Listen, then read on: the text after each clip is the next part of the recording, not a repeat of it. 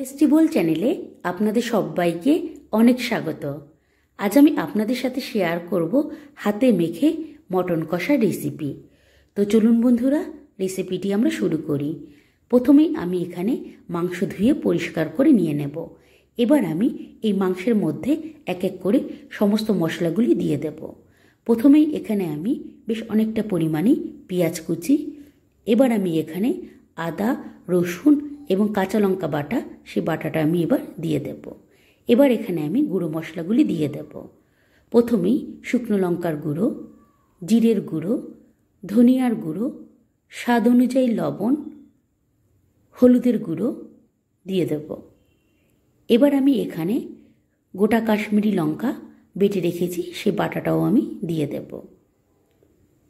এই মাংসের মধ্যে এবার আমি এখানে বেশ অনেকটা পরিমাণে সর্ষের তেল দিয়ে দেব। এবার আমি সবশেষে টক দই দিয়ে দেব। এবার এই সমস্ত মশলাগুলিকে মাংসের সাথে ভালো মতন মাখিয়ে নিতে হবে। আপনারা একটু সময় নিয়ে এই মাংসের সাথে মশলা ভালো মতন কিন্তু মাখিয়ে নেবেন।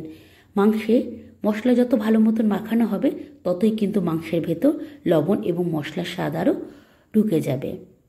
এবার মাংসের সাথে ভালো মতো মশলা মাখানো হয়ে গেলে এই অবস্থায় আমি মাংসটি কিছুক্ষণ ম্যারিনেট হওয়ার জন্য রেখে দেব। এবার আমি গ্যাসে কড়াই বসিয়ে দেব। কড়াইতে আমি বেশ অনেকটা পরিমাণে সর্ষের তেল দিয়ে দেব। তেল গরম হয়ে গেলে এবার আমি তেলের মধ্যে ফোড়নে গোটা জিরে ও শুকনো লঙ্কা দিয়ে দেব। ফোড়ন ভালো মতন ভাজা হয়ে গেলে এবার আমি তেলের মধ্যে ম্যারিনেট করে রাখা মাংসগুলি তেলে এবার দিয়ে দেব। সমস্ত মাংস তেলের মধ্যে দেওয়া হয়ে গেলে এবার আমি মাংস তেলের মধ্যে ভালো মতো নাড়াচাড়া করে নিয়ে আমি মিশিয়ে নেব।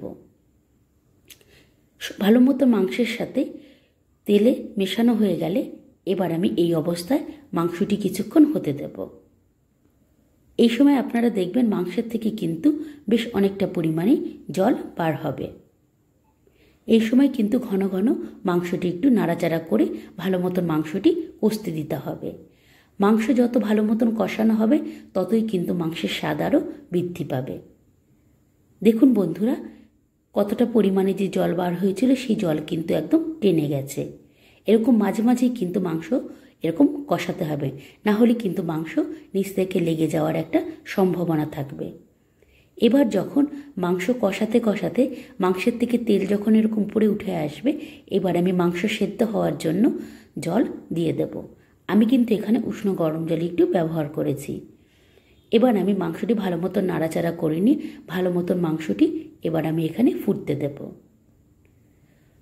এই পর্যায়ে মাংস যখন বেশ ভালো মতন ফুটতে থাকবে, তখন আমি এখানে কয়েক টুকরো ভাজা আলু দিয়ে দেব। এখানে কিন্তু আপনারা চাইলে আলু ব্যবহার করতেও পারেন, আবার নাও পারেন।